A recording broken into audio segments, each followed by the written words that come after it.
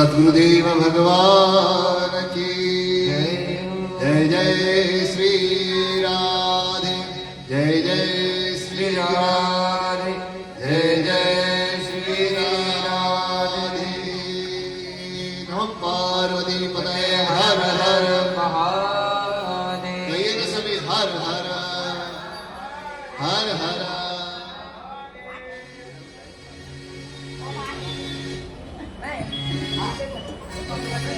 शिवरात्रि के यह पावन उत्सव, महाशिवरात्रि का यह बड़ा ही भव्य उत्सव, इस प्रांगण में भगवान झूलेलाल जी का यह पावन प्रांगण, अमृतेश्वर महादेव जी का यह पावन प्रांगण, जिसमें हम सब मिलकर इस महोत्सव के दूसरे दिवस में प्रवेश किया है।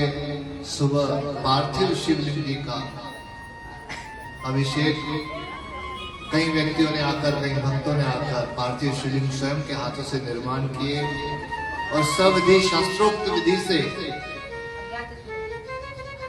भगवान पार्थिव महादेव का पूजन हुआ, अर्चन हुआ। उसी दूसरे दिन की श्रृंखला में कथा में प्रवेश करते हुए हम सभी लोग आज इस संध्या को भगवान महादेव के चरणों में भेंट करेंगे कि भगवान हमारी यह संध्या आपके नाम से गुजर रही है, आगे के भी समय आपके नाम से ही गुजरे। बस हमारे जीवन में ऐसा ही उद्देश्य हम सबका पावन उद्देश्य होना चाहिए। इसलिए आइए सब अपने तन मन और बुद्धि को एकाग्र करें, क्योंकि बिना एकाग्रता के यह जो कथा है हमारे अंदर प्रवेश नहीं करेगी। कथा जब तक अंदर प्रवेश नहीं करेगी ना, तब तक उद्धार नहीं होगा, तब तक व्यथा नहीं मिटेगी। इसलिए हमको एकाग्र होना पड़ेगा, इधर उधर की बातों को छोड़ना पड़ेगा, इधर उधर से मोह निकालना पड़ेगा, तब जाके कथा अंदर जाएगी। नहीं तो कथा का रास्ता अवरुद्ध हो जाता है इधर उधर की बातों से। इसलिए उन बातों को हटाने के लिए मात्र एकमात्र साधन है, वो है प्रभु का भजन, प्रभु का कीर्तन। तो आइए भगवान शिव के चरणों में कन्ने होकर उनका नाम संकीर्तन करेंगे। बोलिए शंकर भगवान की जय, भोलेनाथ महादेव की जय। हर हर महादेव शंभो, हर हर महादेव शंभो, हर हर महादेव शंभो, हर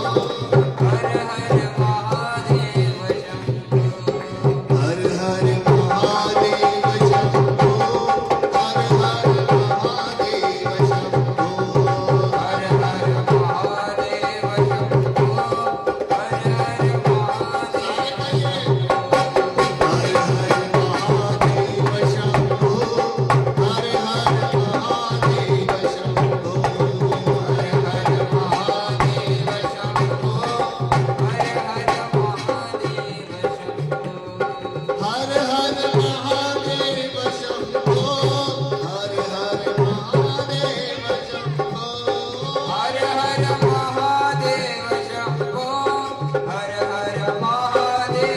शंभो,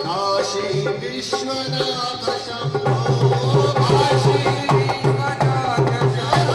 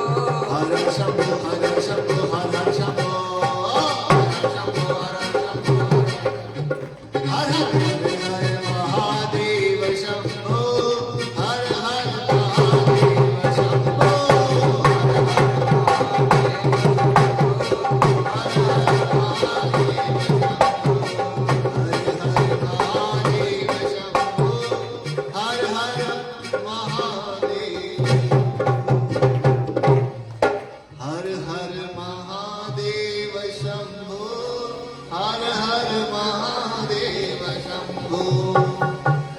कहो ना, बोले स्वामी। हर हर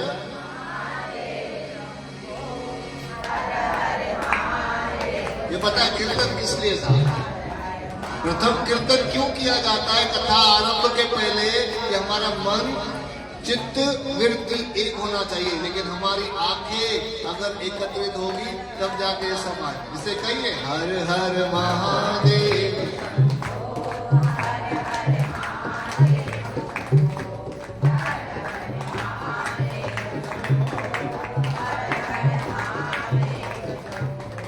हर हर क्या बात है? हर हर महादेव शंभो। हर हर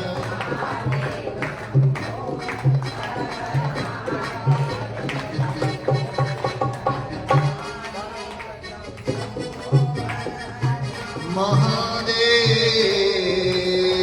शंभो। पता है हमारे शरीर में विकार कहां से अंदर प्रवेश करते हैं, और हम कृपा से वंचित रह जाते हैं, तो वो भी कैसे? किसी और की वजह से नहीं, किसी हर हर हर हर हर हर।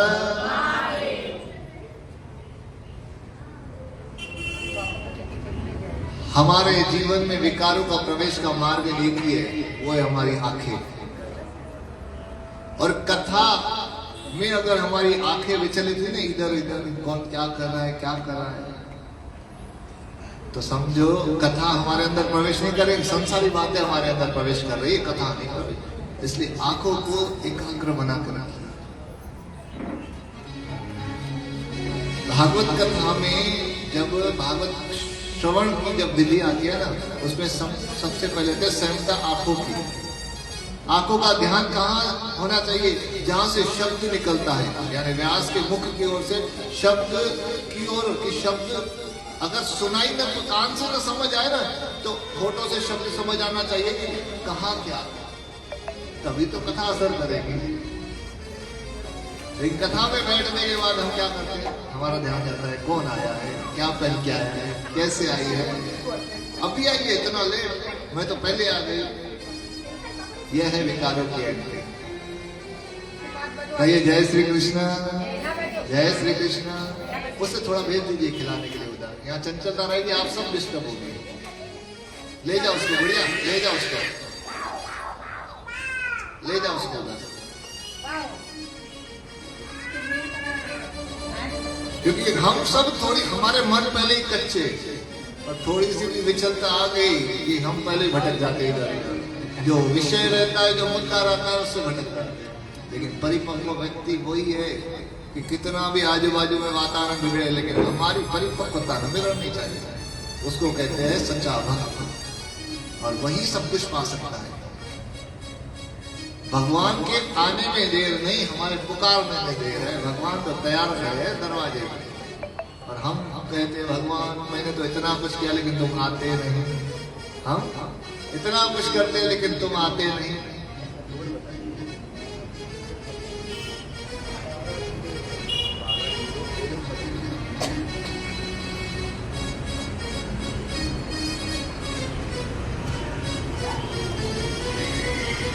इसलिए जीवन में जैसे बच्चा रहता है ना, निर्लिप्त रहता है, उसको किसी से फर्क नहीं पड़ता, वैसे हमको बनना पड़ेगा संसार में। अगर किसी से फर्क पड़ना लग गया ना, तो हम तर नहीं पाएंगे। और यह कथा में आने से अगर फल की आस है तो पूर्ण ध्यान रखना पड़ेगा, तभी उद्धार होगा। कल भगवान के शिव तत्व की जो हमने जानकारी प्राप्त की कथा में, उनका शिव तत्व को जाने, तो शिव तत्व क्या है उसको अपनाना भी तो पड़ेगा ना। शिव तत्व यही है, त्याग करो। अगर हम संसारी दृश्यों का त्याग नहीं कर रहे, तो बाकी चीजों का कहां से त्याग कर पाएंगे? मुझे ये भी देखना है, मुझे ये भी देखना है। तो आंखों का जो स्वरस है ना, वो हमें बिगाड़ता है। आंखें ही इच्छाएं जगाती है।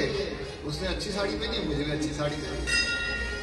उसने सोने की चेन पहनी है, मुझे भी सोने की चेन चाहिए। मुझे क्यों नहीं किया भगवान? उसके पास कार है, मुझे भी कार होनी चाहिए। तो कहां से जब दिखा तो आशा जगी तो उसको पूरा करने के लिए हम पुरुषार्थ के लिए लग जाएंगे ना। कैसे मिल जाएगी? घर के बाहर खड़ी कहते हैं जो व्यक्ति को कार की इच्छा है ना, तो भगवान शिव जी के नंदी जी को ना गुड़ खिलाए, उसको वाहन मिल जाता है। उसको राजी करे, नंदी जी को राजी करो, आपको अपना वाहन मिल जाएगा। लेकिन उस वाहन को पाने के लिए पुरुषार्थ तो करना पड़ेगा ना। सिर्फ नंदी जी को गुड़ खिलाते रहेंगे तो वाहन मिलेगा क्या? हाँ, वो रास्ते आसान करेगा, लेकिन पुरुषार्थ आपको करना पड़ेगा। ध्यान रखो। इसलिए सबसे पहले अपनी नजर को संयमित करो कि हमको क्या, किस उद्देश्य से हम यहाँ आए। जहां जाओ वहां का उद्देश्य केंद्रित करो, आपको सफलता, हर चीज में सफलता मिलेगी। कहिए रहे जय श्री कृष्ण, हर हर हर हर।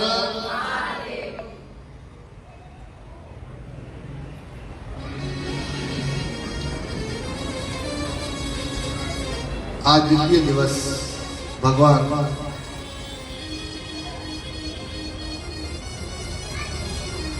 श्री भोलेनाथ जी के द्वादश ज्योतिर्लिंगों का वर्णन हम सभी वर्णन सुनेंगे, श्रवण करेंगे यहाँ पर। क्योंकि 4 दिवस की कथा में संपूर्ण शिव महात्मा तो नहीं सुन सकते, लेकिन उनका जो मुख्य जो हमारे जीवन में जहां से बदलाव आए, उन सब चीजों को हम श्रवण करेंगे। भगवान भोलेनाथ जी का धरती पे अवतरण इंसान का उद्धार है। क्योंकि जब ज्योतिपुंज के रूप में शिवलिंग प्रकट हुआ तो भगवान ब्रह्मा और नारायण ने उनकी स्तुति की। तो भगवान उस ज्योतिर्लिंग के रूप में ही जैसे विराजमान हुए, उन्हीं ज्योतिर्लिंग से 12 ज्योतिर्लिंग का प्राकट्य है। क्योंकि भगवान शिव का तो निराकार स्वरूप है, वह निर्गुण है। बिना कान के वो सब सुनते हैं, बिना हाथों के वो सब करते हैं, बिना रसना के वो सब कहते हैं, बिना मुख के वो सब ग्रहण करते हैं, बिना आंखों के सब देखते हैं, बिना शरीर के वो हमारी हर प्रकार की सेवा स्वीकार करते हैं। ऐसे है भगवान भूत पावन भोलेनाथ, जो ज्योतिर्लिंग रूप में स्थापित है। जो सृष्टि के पहले भी वही थे, सृष्टि का आरंभ हुआ तब भी वही थे, सृष्टि के अंत तक भी वही रहेंगे। ऐसा ज्योतिपुंज, उसी ज्योतिपुंज से यह सृष्टि सचायमान है। और काशी नगरी, जहां भगवान काशी विश्वनाथ जी जो विश्व के नाथ है, जो विराजमान है, वो काशी नगरी इस धरती का क्षेत्र नहीं है। वो काशी नगरी प्रलय काल से पहले से ही भगवान ने रचना करके रखी है। जो पुरुष और प्रकृति के रहने का स्थान है। पुरुष स्वयं भगवान नारायण, प्रकृति आदि शक्ति। तो उन्हीं 12 ज्योतिर्लिंगों में जो व्यक्ति कहा जाता है, जो व्यक्ति नित्य प्रति द्वादश ज्योतिर्लिंगों का स्मरण करता है, उसके 7 जन्मों के पाप नष्ट हो जाते हैं। लेकिन कौन से पाप? 7 जन्मों की कौन से पाप नष्ट होते पता है? जो हमें स्मरण रहते हैं, जो याद रहते हैं। हमें याद क्या रहता है? गलतियां याद नहीं रहती, हमें याद रहता है मैंने आज ये दान किया, आज मैं ये करके आया। जो अच्छा काम करते हैं वो याद रहता है, लेकिन बुरा काम याद रहता है। लेकिन यहाँ संत लोग कहते हैं, ऋषि कहते हैं, उन व्यक्तियों के 7 जन्मों के वह पाप नष्ट होते हैं द्वादश ज्योतिर्लिंगों का स्मरण करने से। जो स्मरण किए हुए पाप है, जो स्मरण में रहते हैं। अब याद करो आप अपने अपने पाप, और द्वादश ज्योतिर्लिंगों का स्मरण करेंगे तो पूर्ण पाप। लेकिन याद रखना, फिर उनको रिपीट नहीं करना है। आज समाप्त किए, कल फिर किए, परसों फिर समाप्त करेंगे, ऐसा नहीं करना। कहिए जय श्री कृष्ण, हर हर हर हर। तो भगवान द्वादश ज्योतिर्लिंगों के रूप में इस भारत भूमि पर विराजमान है। आज उन सबका हम सब मिलकर स्मरण करेंगे। मैं कहूंगा और आप पीछे पीछे सभी लोग दोहराएंगे।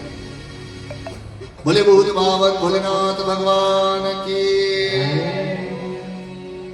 सौराष्ट्रे सोमनाथं च, सौराष्ट्रे सोमनाथं च, सभी कहिए सौराष्ट्रे सोमनाथं च, श्रीशैले मल्लिकार्जुन, उज्जैन्यां महाकालं, महाकालं, ओंकार ममलेश, ममदेश्वरम् ओंकारे ममदेश्वरम् परल्यावेदनादं च डाकिन्यामीमा शङ्करम्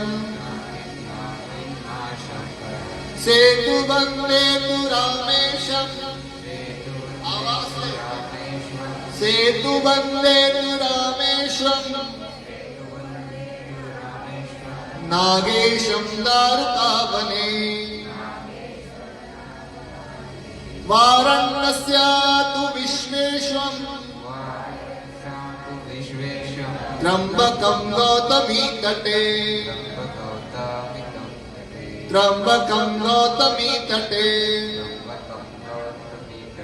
हिमालये तु केदारम् गुष्मेशं च शिवालये एतानि ज्योतिर्लिङ्गानि सायं प्रातः पठन् नरः सप्तजन्म कृतं पापं स्मरेणं विनश्यति। इतना ही मात्र करने से भगवान भोलेनाथ हम सबके पापों का हरण कर देते। लेकिन कौन से पाप जो स्मरण में है? अब अपने पापों को याद रखा करो, आज मुझसे यह गलती हुई। द्वादश ज्योतिर्लिंग का फल तभी मिलेगा, पाप नष्ट हो गए जब हमारे स्मरण वाले पाप हमको स्मरण आएंगे। क्योंकि गलती स्मरण करो, क्योंकि जीवन में हमारा एक बात रहती है, हम दूसरों के अवगुण देखते हैं और खुद के गुण जाहिर करते हैं। हर हर हर हर यह बात इंसान में है, तभी तो इंसान पीछे की ओर जा रहा है। और यह कलयुग है भैया। कलयुग में बहुत कुछ, अभी तो कलयुग तब बचपन है, अभी तो मात्र 5000 साल वर्ष हुए हैं कलयुग को। अभी तो छोटा बच्चा है, अभी तो उसका भयंकर रूप देखना बाकी है। तो हम सब भाग्यशाली जीव है कि हमको भगवान की भक्ति तो हासिल हो रही है। हमारे बाद आने वाली पीढ़ी को हासिल होगा कि नहीं, यह आसानी से पता। हर हर। इसलिए जितना हो सके अपने बच्चों को यह सब ज्ञान देते जाइए। आपको ऐसा करना है, ऐसा करना है, कल चल के हमारे बच्चों का कभी भी नुकसान नहीं होगा, उनका उद्धार ही होगा।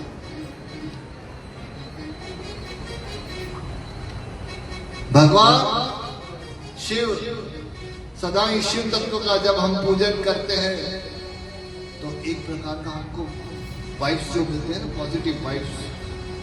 यहाँ पूजा करेंगे, यहाँ से जाते जाते तक हमारे घर तक वो वाइब्स हमारे घर का भी भेदन करते हैं, हमारे घर की भी शक्ति को बढ़ाते हैं। जो शिव पूजन करता है, जो शिवलिंग पर नित्य जल चढ़ाता है,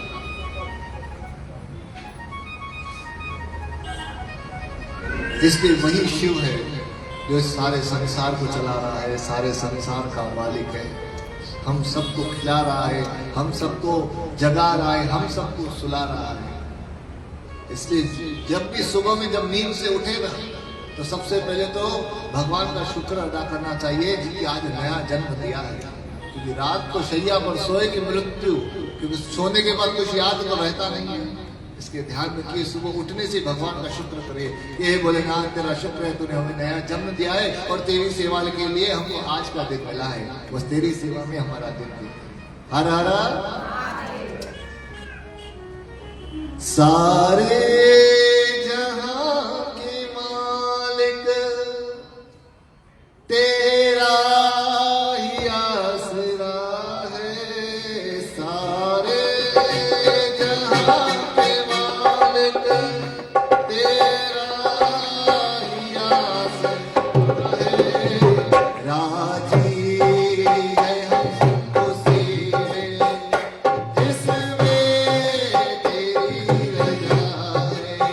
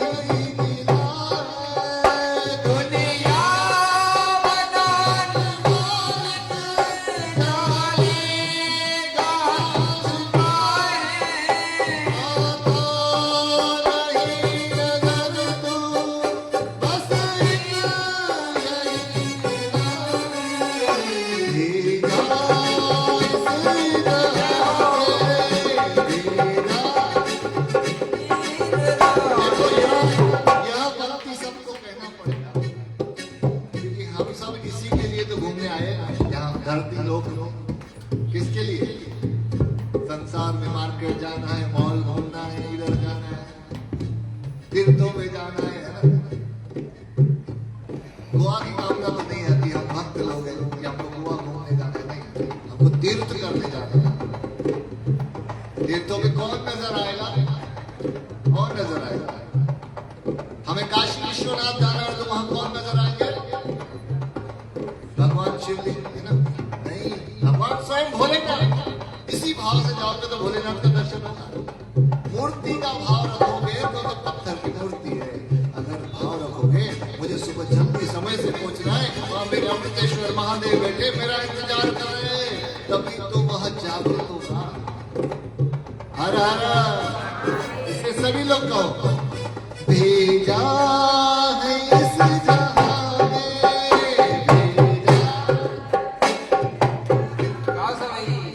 भेजा है इस जहां में, भेजा जो तेरा शुक्रिया है, जो तेरा कौन शुक्रिया करा भगवान ने हमें मानुष दे दिया है। नहीं कर रहे शुक्रिया, दोनों हाथ उठा के राजी है हम उसी में जिसमें तेरी रजा है। सारे जहां के मालिक, सारे जहां के मालिक, तेरा ही आसमां है। राजी है हम उसी में जिसमें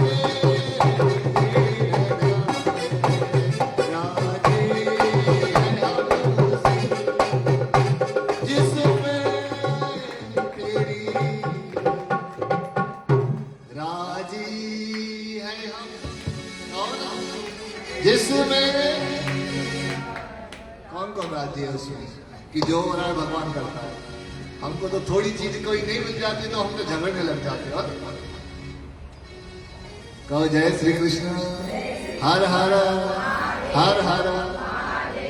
जीवन में त्याग का भाव ईश्वर तत्व की प्राप्ति है। राजी है हम उसी में जिसमें तेरी,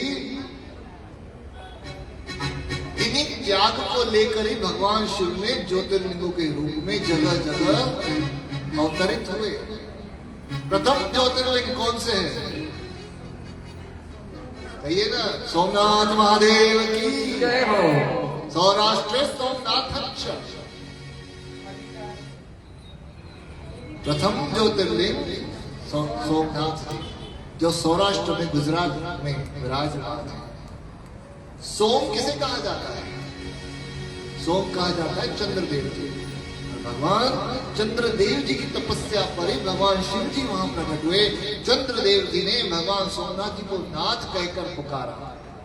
दक्ष प्रजापति ने अपनी 27 कन्याओं का विवाह चंद्रदेव से करवाया, लेकिन चंद्रदेव ने 27 कन्याओं में से विशेष एक रोहिणी, चंद्रदेव का ज्यादा लक्ष्य रोहिणी की तरफ था।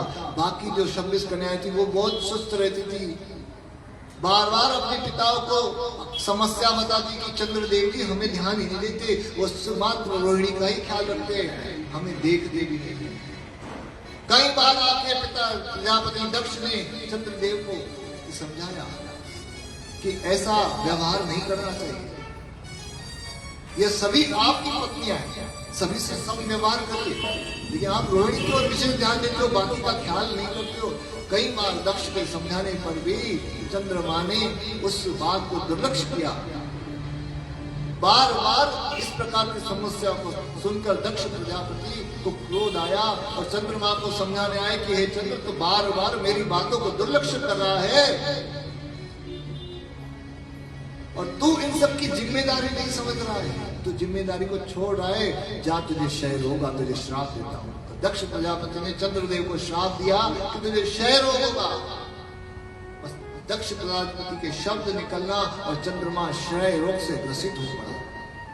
चंद्र की कला समाप्त हो रही तो विश्व भर में उथल पुथल मच गई, क्योंकि ग्रह नक्षत्रों में चंद्रदेव विशेष।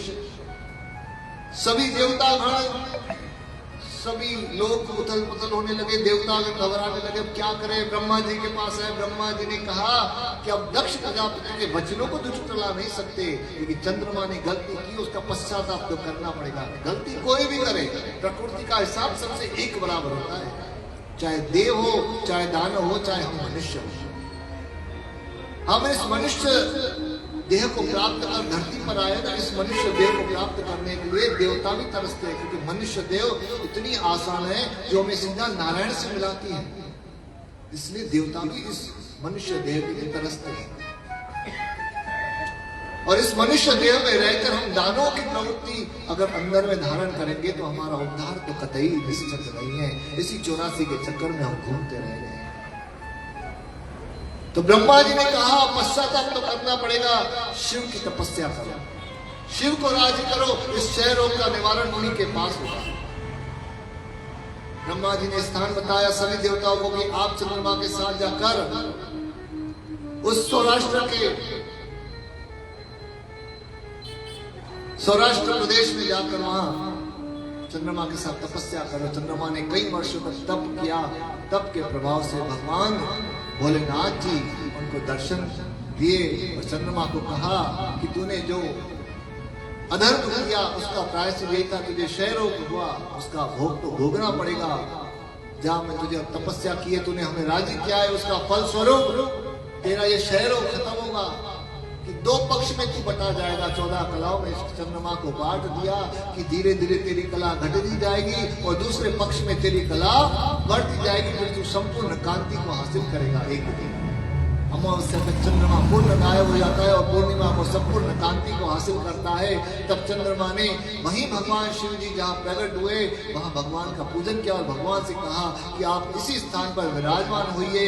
चंद्रदेव ने कहा हे नाथ, तो भगवान ने कहा आपको तपस्या के फलस्वरूप आपकी कहनी मानकर मैं इसी स्थान पर भक्तों के उद्धार हेतु विराजमान होता हूँ। तो तुमने मुझे नाम क्या है, इसलिए आज से यहाँ पर मैं सोमनाथ के नाम से विख्यात होना। बोले सोमनाथ महादेव की।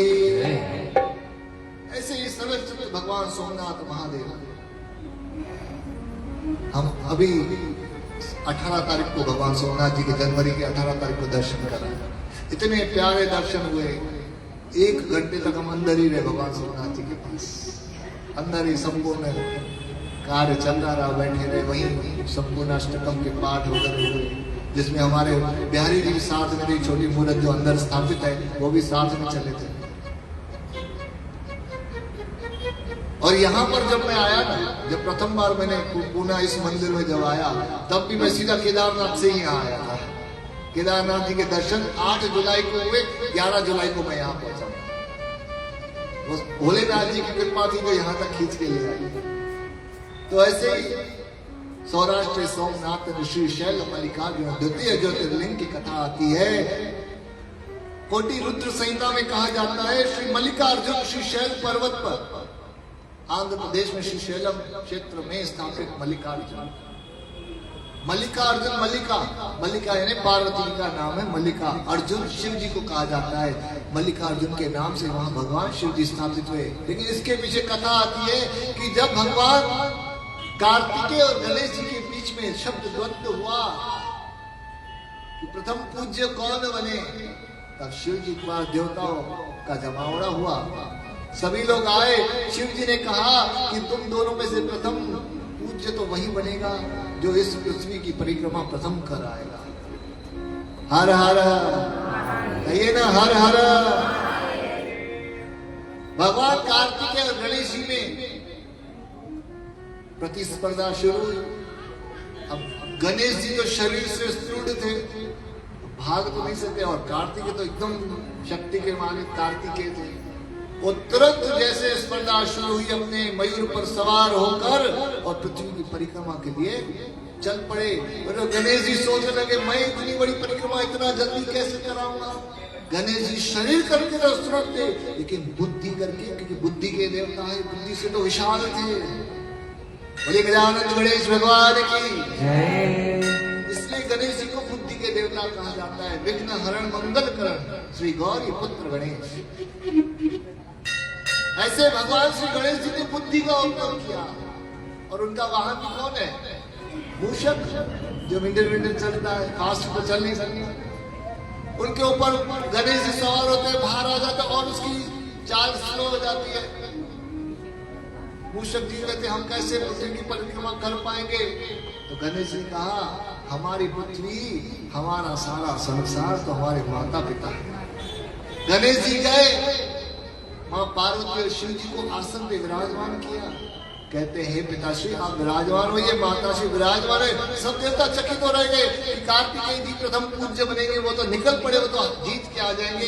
लेकिन यहाँ तो दृश्य ही बदल गया। श्री गणेश जी ने तुरंत हाथ जोड़कर अपने माता पिता की परिक्रमा लगा दी। कहा मेरी प्रथम परिक्रमा संपूर्ण हुई। बोलिए गजानन गणेश भगवान की। देवता कहने लगे यह कैसा? आपको पृथ्वी का चक्कर, संसार का चक्कर लगाने के लिए कहा गया। प्रथम संसार का जो चक्कर लगा के आएगा वही प्रथम पूज्य बनेगा। तो गणेश जी कहते हैं कि माता पिता हर इंसान का संपूर्ण संसार रहता है, माता पिता से ही संपूर्ण संसार है। तो इसलिए मेरा संसार तो मेरे माता पिता है, इसलिए मैंने अपने माता पिता की परिक्रमा लगा दी। फिर भगवान शंकर जी ने इस प्रतियोगिता को मान्यता दी कि इनका संसार हम है। इन्होंने बुद्धि के तर्क से प्रतियोगिता जीती है, इसलिए प्रथम पूज्य कौन बनेंगे? श्री गणेश जी। श्री गणेश जी को प्रथम पूज्य का दर्जा मिला। इधर से कार्तिकेय जी जब आए, देखा कि यहाँ तो सब पर्दा खत्म हो चुकी है। गणेश जी को प्रथम पूज्य का दर्जा मिल चुका है, मुझसे धोखा हुआ है। पिताजी आपने हमसे अच्छा नहीं किया, आपने संसार की परिक्रमा की, तो मैं तो कर आया संसार की पिता। गणेश तो गया ही नहीं यहाँ से। बोले उसका संसार हम है, उसने हमारी परिक्रमा लगा दी। क्योंकि संसार है तो शिव है, शिव है तो संसार है। कार्तिकेय जी नाराज हो गए। कार्तिकेय जी नाराज होकर वहां से रुष्ट होकर श्री शैल पर्वत पर आकर विराजमान हुआ। कई दिनों तक वहां विराजमान। माँ पार्वती, माँ का मन है, बच्चा अगर अलग हो जाए तो माँ का मन तो झलकता है, पसिसता है माँ का। पार्वती भगवान शंकर को कहती है कि आप कार्तिकेय को मना कर बुला लाइए, कैलाश उसके बिना सूना लग रहा है। तो भगवान श्री शंकर जी ने नारद जी को बुलाया। नारद जी को आप कार्तिकेय जी को मनाने जाइए। नारद जी आए श्री शैल पर्वत पर कार्तिकेय जी को मनाने के लिए। लेकिन कार्तिकेय जी को बहुत मनाने के बाद भी वो माने नहीं। तब भगवान माँ पार्वती को आके नारद जी ने कहा कि कार्तिकेय जी किसी भी तरीके से मान नहीं रहे। तो माँ पार्वती ने कहा कि अगर वो आपसे नहीं मान रहे ना, वो हमसे मानेंगे, हम स्वयं उनके पास जाएंगे। तब माँ पार्वती भगवान शंकर जी को लेकर तुरंत श्री शैल पर्वत पर प्रकट होते हैं। उसी शैल पर्वत पर माँ पार्वती और शंकर जी के आने का आगमन जब सूचना मिलती है कार्तिकेय जी को, तो वहां से 12 कोस दूर और दूर जाकर कहीं बस गए। माँ शंकर पार्वती उसी शैल पर्वत पर श्री मल्लिकार्जुन के नाम से विराजमान हो गए। श्री मल्लिकार्जुन ज्योतिर्लिंग की जय। और यही एकमात्र ऐसा ज्योतिर्लिंग है जिसके साथ में शक्तिपीठ है। यहाँ माँ सती के अंग गिरे थे, वहां पर शक्तिपीठ भी है और ज्योतिर्लिंग भी है। यही 12 ज्योतिर्लिंगों में एकमात्र शिवलिंग है जहां पर शक्तिपीठ और ज्योतिर्लिंग साथ में। अब बात आती है तीसरे ज्योतिर्लिंग, कालों के काल, कालों के काल, बोले महाकाल भगवान की उज्जैन नगरी, अवंतिका नगरी में विराजमान श्री महाकालेश्वर महादेव।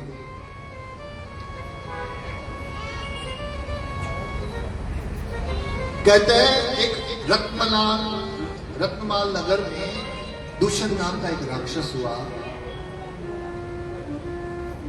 जिसने खूब तपस्या कर ब्रह्मा जी को प्रसन्न किया। ब्रह्मा जी से वर मांगा कि सबसे शक्तिशाली हो जाऊं। उसने 84 प्रकार के रूप बनाने का भगवान ब्रह्मा से वरदान किया। इस प्रकार से उसकी मृत्यु निश्चित ही नहीं थी। जब तक उसके रूप बनते थे तब तक उसकी मृत्यु नहीं होती, कोई उसे मार नहीं सकता था। देवताओं को बहुत तंग किया, ब्राह्मणों को कभी पूजा पाठ नहीं करने देता, धरती पर त्राही त्राही करता था। उसी प्रकार अवंतिका नगरी में एक ब्राह्मण हुए जिनका नाम था वेदप्रिय। वेदप्रिय नाम के ब्राह्मण जो नित्य प्रति अग्निहोत्र कर उस अवंतिका नगरी में भगवान शिव जी का पार्थिव निर्माण करते थे। जो नित्य पार्थिव निर्माण का संकल्प लेता है ना, उसके जीवन में कभी भी कोई संकट आ ही नहीं सकता। नित्य जो पार्थिव निर्माण करता है, पार्थिव निर्माण की ज्योतिर्लिंगों से संबंधित कई कथाएं हैं। वो वेद में ब्राह्मण नित्य पार्थिव जी का निर्माण करता था, पूजन, शास्त्रोक्त पूजन करता, विसर्जन करता, नित्य अग्निहोत्र करता। उसके 4 पुत्र हुए जिनका नाम था देवप्रिय, प्रिय मेघा, संस्कृत, सुअत। ऐसे 4 पुत्र भी उसी ब्राह्मण के जैसे तेजवान थे भगवत भक्ति के। ब्राह्मण देवप्रिय के जाने के बाद 4 पुत्रों ने उनका कार्य संभाला, वो भी भगवान की भक्ति करते थे। जब उस दूषण राक्षस को पता चला कि अवंतिका नगरी में ब्राह्मण चारों ओर भगवान की पताका लहरा रहे, वह भगवान का पूजन हो रहा है, उस दूषण ने अवंतिका नगरी पर प्रहार किया। अवंतिका नगरी में ब्राह्मण को बहुत प्रताड़ना दी। जब उसे पता चला दूतों के मार्फत से कि 4 ब्राह्मण जो एक साथ बैठकर भगवान की पूजन करते, पार्थिव निर्माण के नित्य हवन करते, हम उन तक पहुंच नहीं सकते, उन तक पहुंच नहीं सकते, उनका कुछ बाल भी बाका नहीं हो रहा है, उनका तप भंग नहीं हो रहा है, तब दूषण स्वयं आके उनके ऊपर आक्रमण करता है। अब भक्ति के ऊपर आक्रमण तो भगवान थोड़ी ना चुप बैठता है। जहां पार्थिव निर्माण थे, तब उसी पार्थिव से जैसे दूषण ने उस 4 ब्राह्मणों के ऊपर आक्रमण किया, वहीं पर भीषण ध्वनि उत्पन्न हुई और वहां एक भीषण गड्ढा हो गया, जिसमें से भगवान श्री भोलेनाथ, श्री कालों के काल महाकाल प्रकट हुए। बोले महाकाल भगवान। अब महाकाल प्रकट हुए, दूषण के साथ युद्ध हो रहा था, तो महाकाल ने कहा, अपने अंतर्दृष्टि से देखा, दूषण को 84 रूप का वरदान है, वो ऐसे मरेगा नहीं। तुरंत उसने अपनी बहन का स्मरण किया। भगवान की बहन का नाम क्या है? भगवान भोलेनाथ की बहन कौन है? भगवान उसी के कंठे पर विराजमान है। और क्या क्लू दो? भगवान महाकालेश्वर के पास कौन सी नदी है? मां शिप्रा। शिप्रा नदी के कंठे पर विराजमान महाकालेश्वर भगवान उज्जैन में। भगवान ने तुरंत शिवप्रिया को स्मरण किया कि शिवप्रिया, जैसे युद्ध होगा, इस राक्षस के तू जैसे टुकड़े हो गए, जो अलग अलग रूप धरेगा, इसका 84 रूप होंगे, तो उसको बहा देना, इसके रूप बनेंगे ही नहीं, तो इसका अंत निश्चित हो जाएगा। लेकिन युद्ध प्रारंभ होने के पहले शिवप्रिया को आने में स्मरण तो कर लिया भगवान ने, लेकिन आने में विलंब हुआ। कुछ क्षण में उसने 84 रूप धर लिए और इधर भगवान का युद्ध आरंभ हुआ, लेकिन उस राक्षस का वध हो नहीं पा रहा था। तो शिप्रा ने कहा, क्या देखा, महादेव लड़ रहे, तो शिप्रा ने अपने वेग से महादेव के 84 टुकड़े कर दिए और 84 स्वरूप में प्रकट होकर महादेव ने उस राक्षस का वध, दूषण राक्षस का वध किया। और संपूर्ण उज्जैन नगरी में 84 महादेव के नाम से भगवान भोलेनाथ, कालों के काल महादेव आज भी विराजमान है। बोले भोलेनाथ भगवान की। कहते हैं जो 84 महादेव का संकल्प करता है उज्जैन में जाकर एक साथ 84 महादेव करना, लगभग 5 से 6 दिन लग जाते हैं। 84 महादेव के दर्शन वहीं स्थापित है, 1-1 कोस की दूरी में लगभग वो स्थापित है वहां पर। तो वहां पर जानकार मिल गए तो उनके साथ 84 शिवलिंग के दर्शन, 84 महादेव के दर्शन जरूर करना चाहिए। मुक्ति का खास साधन है 84 महादेव। उस महाकाल उज्जैन नगरी में महाकाल के साथ में 84 महादेव वहां विराजमान है। बोले भोलेनाथ भगवान। तृतीय ज्योतिर्लिंग की कथा आती है ओंकारेश्वर। महाकालेश्वर के ही बगल में ओंकारेश्वर, जो खंडवा नगरी में स्थित है। खंडवा नगरी में स्थित ओंकारेश्वर। ओंकारेश्वर के 2 नाम से जाना जाता है, एक ओंकारेश्वर, एक दूसरा नाम ममलेश्वर। कौन सा नाम? ममलेश्वर। 2 रूप में। कई लोग परमेश्वर भी बोलते हैं कि वहां ज्योतिर्लिंग में से 2 लिंग उत्पन्न हुए थे, एक का ओंकारेश्वर और एक परमेश्वर के नाम से विख्यात हुआ था। लेकिन उसी परमेश्वर को कई ऋषि मुनि ममलेश्वर भी कहते हैं। बोले ओंकारेश्वर भगवान की जय। वो विराजमान है विंध्य पर्वत पर, विंध्याचल पर्वत पर, जो ओम आकार का है। ओम आकार के रूप में उस पर्वत के होने की वजह से भगवान का नाम ओंकारेश्वर पड़ा। जब विंध्य पर्वत अपनी कलाओं से युक्त विचरण कर रहा था तब नारद जी उसके पास आए। उसके अंदर अभिमान था। विंध्यवत करता नारद जी को, आप हमारे आंगन में पधारे हो, हमारे पास किसी चीज की कमी नहीं, आप कहिए आपका सत्कार कैसे करे। नारद जी ने कहा कि ये तो अहंकार से कह रहा है। तो भी नारद जी अपने मस्त रहे, मस्ती में मस्त रहे। मस्त रहो मस्ती में, चाहे आग लगे। हाँ, कहीं आग तो लगना नहीं चाहिए, लेकिन आग कौन सी, कुछ भी हो जाए चारों तरफ, लेकिन हमारा ध्यान प्रभु के नाम की मस्ती में होना चाहिए। तो नारद जी अपनी मस्ती में मस्त थे, नारायण नारायण चालू था अंदर। ये तो अहंकार से बढ़ा जा रहा है, अब कैसे जवाब दिया जाए। वो अपना प्रदर्शन कर रहा है, विंध्य पर्वत कर रहा है। नारद जी को कुछ फर्क नहीं पड़ा, ठीक है ऐसा कर दिया। नारद जी आप ऐसा क्यों कर रहे हैं, यहाँ किस चीज की कमी है? बोले आपके पास सब कुछ है, लेकिन सुमेरु पर्वत जैसी आपकी शिखर नहीं है। सुमेरु पर्वत के शिखर तो देवताओं के देवलोक तक जाते हैं, आपके शिखर तो देवलोक को कभी छू ही नहीं सकते। विंध्य पर्वत को बात मन में लग गई, तुरंत उसने तपस्या शुरू की, भगवान से वरदान, भगवान को राजी किया। भगवान शंकर जी विंध्य पर्वत पर प्रकट हुए कि तेरी अखंड तप को देखकर हम तुम्हारे पास दर्शन लेने आए हैं। तो विंध्याचल पर्वत कहते हैं भगवान कि मुझे ऐसा बता दो कि किसी चीज में कम ही न रहूं। भगवान कहते हैं विंध्य संसारी पदार्थों को, संसारी यश को प्राप्त कर कुछ हासिल नहीं होगा। तेरे पास जो है बहुत कुछ है, तेरे पास उसी में सुखी रहो। ऐसी चीज की मांग रखो जीवन में जो वो चीज आपका उद्धार करे। कार की डिमांड करेंगे, हनुमान जी हमको कार दे देना है, तो कार उद्धार करेगी? कार को घर में रखोगे तो रोज उसके पीछे लगना पड़ेगा, धूल लगी चलो साफ करो। अब कार को सर्विसिंग के लिए ले जाओ, कार के लिए ड्राइवर रखो, कार की वॉशिंग करो। गया आपका समय, उद्धार का समय सेवा में चले गया कार की, क्योंकि हर चीज सेवा लेती है, ऐसे नहीं पनपती किसी के पास। तो विंध्याचल पर अंदर में भक्ति जगी भगवान की बातों को सुनकर। तो विंध्याचल पर भगवान को कहते हैं बस आपका दर्शन हुआ, मुझे सब कुछ मिल गया, मेरे जैसा संसार में कोई नहीं, आप कृपा करें। भगवान कहते विंध्याचल तो जो कहेगा वो होते रहेगा, चिंता मत कर मेरी। लेकिन भगवान एक और कृपा करिए, आप यही विराजमान हो जाइए। तो भगवान शिव जी की कृपा से भक्तों के उद्धार हेतु भगवान विंध्याचल पर्वत के आग्रह पर भगवान उस ओंकारेश्वर पर्वत पर दो लिंग के रूप में विराजमान हुए। एक में परमेश्वर का नाम और एक ओंकारेश्वर के नाम से भगवान विराजमान हुए। बोले ओंकारेश्वर भगवान की जय हो। चतुर्थ कथा आती है भगवान केदारनाथ।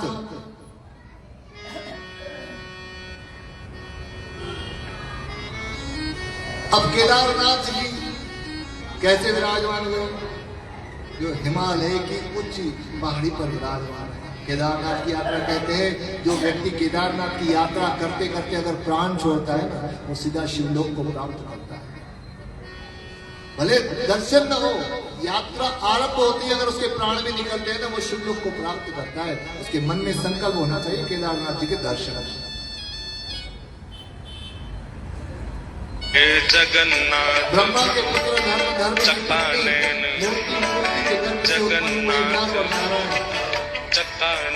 जो पांच भगवान संपूर्ण आरती का सार पढ़ोगे, तीनों त्रिदेवों की आरती, त्रिदेवों का स्मरण है वो संपूर्ण आरती।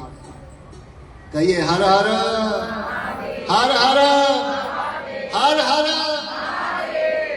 ऐसे ही केदारनाथ जी को वहां शिव जी की तपस्या कर नारायण जी ने, भगवान शिव जी प्रकट हुए और संसार में नर नारायण को लोगों के उद्धार हेतु वरदान दिया। और नर नारायण से आग्रह किया कि जिस पार्थिव को निर्माण कर हमने आपका पूजन किया है, आप इसी पार्थिव में विराजमान हो जाइए। भगवान केदारनाथ उस पार्थिव के रूप में उस केदारनाथ के बद्रिकाश्रम क्षेत्र में नर पर्वत पर विराजमान हुए। बोले भगवान केदारनाथ महादेव की। अब कोटि रुद्र संहिता से षष्ठम ज्योतिर्लिंग की कथा आती है भीमा शंकर।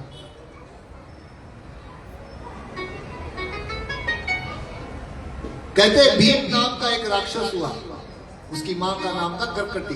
क्या नाम था? करकटी। करकटी के साथ भीम विद्यमान था। जैसे जैसे बड़ा हुआ, समझ आई, माँ से पूछता है, माँ मेरे पिता का नाम क्या है? माँ कहती है, मत पूछ। माँ मेरे पिता का नाम क्या है? बेटे के बहुत आग्रह करकटी ने बताया कि बेटा तेरे पिता का नाम है कुंभकर्ण। करकटी कुंभकर्ण की पत्नी थी। तो माँ मेरे पिता कहाँ है? तो बोले तेरे पिता का वध तो श्री राम ने त्रेता युग में कर दिया। तेरे नाना का भी वध उस राम के दूतों ने, राम के भक्तों ने तेरे नाना को भस्म कर दिया, उस नारायण ने भस्म कर दिया। जब उस भीम ने सुना कि भगवान ने मेरे पिता का, तो उसके मन में भगवान से बदला लेने का निश्चय किया। अब भीम ने तपस्या की, ब्रह्मा जी को राजी किया, ब्रह्मा से वर मांगा सबसे बलशाली बन जाऊं, कि मैं नारायण से लड़ पड़ूं, कि नारायण भी मुझे मार न सके। ब्रह्मा ने कहा ठीक है, सिर्फ नारायण तुझे नहीं, त्रिदेवों में से मैं तो वरदान दे रहा हूं, उसमें मैं मार नहीं सकता, नारायण भी नहीं मान, लेकिन शिव से कभी नहीं टकराना, शिव तुझे मार देगा। तब भीम ने बहुत उत्पाद मचाया। जब भक्तों ने भगवान करुणा शंकर शिव जी की तब उपासना की कि हमें इस भीम से बचाइए, तब भगवान ने उस धरती पर अवतार लेकर उस भीम का वध किया, और वहां पर भीमा शंकर के नाम से स्थापित हो गए। बोले भीमा शंकर भगवान की जय। ऐसे ही 7वें ज्योतिर्लिंग में उल्लेख आता है भगवान श्री काशी विश्वनाथ। बोले विश्वनाथ भगवान की। काशी नगरी का तो उल्लेख हमने सुने कि काशी नगरी धरती का हिस्सा नहीं, काशी तो भगवान ने सृष्टि की उत्पन्न के पहले ही धरती बना दी थी। जब भगवान नारायण भी नहीं थे, भगवान पर ब्रह्म पुरुष और प्रकृति के रूप में जब आए, उनकी शक्ति से ये काशी नगरी विराज उत्पन्न हुई। तब जगन्नाथ तो भगवान ने सृष्टि के उत्पन्न का संकल्प लिया। जगन्नाथ तो भगवान ने प्रेरणा से, भगवान की शक्ति से लीला चलवारे पुरुष जैसे स्फुटित होते जा रहा था, उस रोम रोम से नदियां बहने लगी, सफेद जल की नदियां बहने लगी, सफेद धाराएं फूटने लगी। जैसे वह सफेद धारा फूटी तो काशी नगरी का संपूर्ण जो धरती की भूमि का भाग था, जगन्नाथ चक्कानैन लीला चलवारे तू न संभाले। महादेव की। 8वें ज्योतिर्लिंग की कथा आती है भगवान श्री त्र्यंबकेश्वर, जो हमारे महाराष्ट्र में नासिक क्षेत्र में विराजमान है। कहते ब्रह्मगिरी पर्वत पर त्र्यंबक नाम के स्थान पर तब कई लोग रहते थे, तब वहां कई वर्षों तक बारिश नहीं हुई, अकाल पड़ा। अकाल की वजह से लोग वहां से पलायन करने लगे, पानी नहीं था तो लोगों का जीवन कैसे बचे। तब वहां विराजमान थे श्री गौतम ऋषि। गौतम ऋषि से कई लोगों ने प्रार्थना की, यह हरा भरा क्षेत्र निर्जल होते जा रहा है, आप कुछ करिए। तब गौतम ऋषि ने भगवान शिव की उपासना कर वहां पर एक माँ गंगा को प्रकट किया। जब माँ गंगा को प्रकट किया, वो एक सरोवर के रूप में वहां प्रकट हुआ त्र्यंबक क्षेत्र में। तो लोग वहां से जल भरने के, फिर वहां पर फिर हरियाली पुनः वापस आ गई। गौतम ऋषि ने वहां सरोवर स्थापित किया, हरियाली पुनः आ गई, लोग वापस आने लगे। तो एक बार देखा कि गौतम ऋषि के आश्रम में जो बटुक ब्राह्मण वो नित्य प्रति जल भरने उस सरोवर पर जाते थे। तो वहां पर कई और ऋषि मुनि भी विराजमान थे, कई ब्राह्मण और भी विराजमान थे। और गौतम ऋषि की महिमा तो कई विख्याति बढ़ती जा रही थी। तो एक बार एक ब्राह्मण आके प्रथम जब सरोवर से जल भरने लगा, तो ऋषि नारियों ने उसे रोका कि अरे तुम प्रथम जल नहीं भर सकते, प्रथम जल भरने का अधिकार हमको है, हम ब्राह्मण नारी, हम ऋषि नारी है। तब वही गौतम ऋषि की पत्नी माँ अहिल्या वहां पहुंची। तो माँ अहिल्या कहती है कि हम सबसे प्रथम तो वह ऋषि बालक वहां खड़ा था, आप उसे जल प्रथम भरने दीजिए, हम सब बाद में भर सकते हैं। तो उन सब ऋषि नारियों को लगा कि यह गौतम ऋषि के आश्रम का ही बालक है और यह अहिल्या उसी बालक का पक्ष ले रही है। तब बालक को प्रथम जल लेकर गया, लेकिन उस ऋषि नारियों को अपमान ये सहन नहीं हुआ। उन्होंने जाकर अपने घरों में अपने ऋषियों को यह बात कहीं बड़ा चढ़ाकर बताई कि हमारा अपमान हुआ है, ये गौतम ऋषि ने अगर इस कुंड को प्रकट किया है तो इस पर उनका अधिकार है, आप कुछ करिए, हमारा अधिकार चल नहीं रहा है। तब ऋषियों ने योजना बनाई, उन्होंने भगवान गणेश को बुलाया, उन्होंने तपस्या कर भगवान गणेश की आराधना की, भगवान गणेश को प्रसन्न किया। कहते हैं कि हे गणेश जी, हमें वरदान दीजिए, इस गौतम ऋषि के लिए तब इसका जो विख्याति बढ़ रही है उसको कम कैसे किया था, उनको अपमान सहन हो। हर हर हर हर। निद्रा देवी का अटैक तो नहीं हो रहा है। ज्योतिर्लिंगों की कथा आसान नहीं है सुनना। भगवान गणेश ने कई रूप से उन ऋषियों को मना किया कि आप इस तरह किसी का बुरा नहीं कर सकते, और गौतम ऋषि तो भले इंसान है, धर्मात्मा है वो, उन्होंने हम सबके कल्याण हेतु इस कुंड का निर्माण किया है, उनके मन में ऐसा आपके प्रति दुर्भाव नहीं है। तो भी वो ऋषि माने नहीं। भगवान गणेश जी ने तपस्या कर उनको प्रसन्न किया था, गणेश जी ने को प्रसन्न किया था, ऋषियों ने तो उनकी बात माननी पड़ी। गणेश जी दुर्बल गाय के रूप में गौतम ऋषि के आश्रम के पास एक वन में प्रकट हुए, दुर्बल गाय के रूप में। जब गौतम ऋषि की नजर पड़ी उस गौ माता पे, ये तो बहुत दुर्बल है, इसकी अवस्था ऐसी कैसे, उन्होंने उस गौ माता को बुलाकर उनको हरा घास खिलाने की जैसे चेष्टा की। गौ माता ने जैसे हरा घास खाया, वो तिनका उस गौ माता को लगा और गौ माता के प्राण निकल गए। उसी वन के क्षेत्रों में वह ऋषिगण छुपे बैठे थे। जैसे उन्होंने देखा कि गौतम ऋषि के हाथों में एक गौ माता ने प्राण छोड़े, वो आके उनके ऊपर लांछन लगा दिए कि तुमने गौ हत्या की है, तुमने गौ हत्या की, तुमने एक गौ को मारा है, तुम गौ हत्या हो, तुम्हें ब्रह्म हत्या का पाप लगेगा।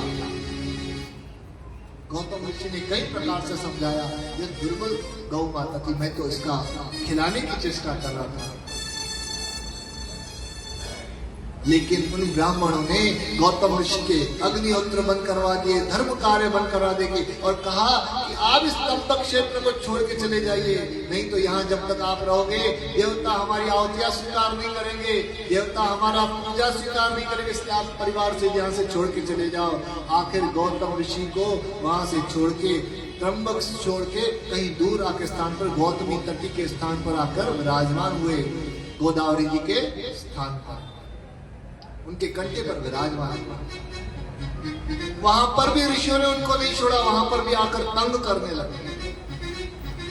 कहते हैं ना, जिसकी पूछ होती है ना संसार में, उसकी पूछ होती है। हनुमान जी की पूछ है ना, तो हनुमान जी की पूछ होती है ना। पूछ है क्या?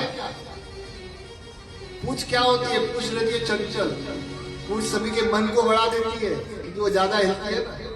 पूछ है विख्याति, पूछ है चर्चा। आप अच्छा कार्य करोगे ना, आपकी पूछ बढ़ जाएगी। ये व्यक्ति, इसने ऐसा काम किया, इसने धर्म का काम किया, इसने धर्मशाला बनवाई, इसने मंदिर बनवाया, इसने ये किया, ये है आपकी पूछ। यह जब पूछ बढ़ती है ना, तो कई बिना पूछ वालों को यह सहन नहीं होती है। हर हर हर हर। तब गौतम ऋषि को जब ब्रह्म हत्या के पाप का निवारण हेतु उन्होंने आग्रह किया ऋषियों से, उन्होंने कहा तुम त्रिदेवों की साधना करो। उन्होंने ब्रह्मा विष्णु महेश की साधना की और त्रिदेवों को प्रसन्न किया। त्रिदेवों से वरदान मांगा।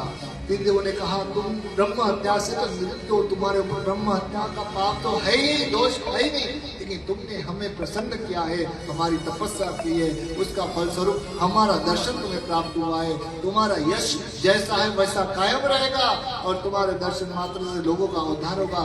गौतम ऋषि कहते हैं कि मेरे दर्शन मात्र से नहीं, मैं आप सभी से यही अनुरोध करूंगा कि आप त्रिदेव यहाँ हमारे पास विराजमान हो जाए।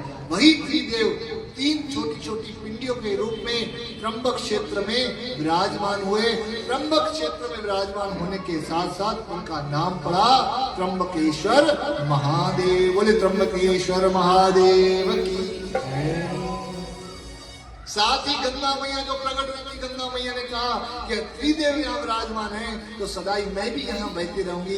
वही गोदावरी माँ गंगा का स्वरूप है जो आज भी नासिक की ओर से बहती हुई जाती है। बोले गोदावरी मैया की। ऐसे ही नवम ज्योतिर्लिंग का उल्लेख आता है बाबा वैद्यनाथ। बोले वैद्यनाथ भगवान की। आज भी वैद्यनाथ की जब यात्रा होती है ना श्रावण मास, वहां पर कई डाक बम अलग अलग प्रकार के कांवड़िया चलते हैं।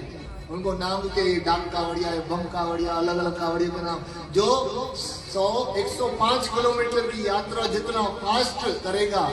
अभी तो एक आईपीएस अफसर थी जो नित्य हर साल आती थी श्रावण में, मात्र शायद 2 दिन के अंदर वो कांवड़ यात्रा पूरी करती थी, कांवड़ जल लेकर भगवान तक पहुंचती थी। उसे डाक बम का उल्लेख किया, डाक बम की उपाधि दी गई।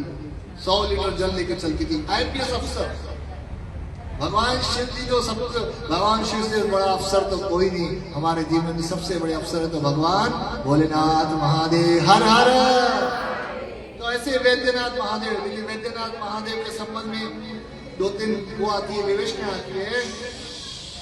क्योंकि एक वैद्यनाथ महादेव विराजमान है झारखंड में, बाबा वैद्यनाथ। दूसरे वैद्यनाथ का उल्लेख आता है हमारे नजदीक परली वैद्यनाथ, महाराष्ट्र में, नांदेड़ के पास। तीसरे वैद्यनाथ आते हैं हिमाचल में।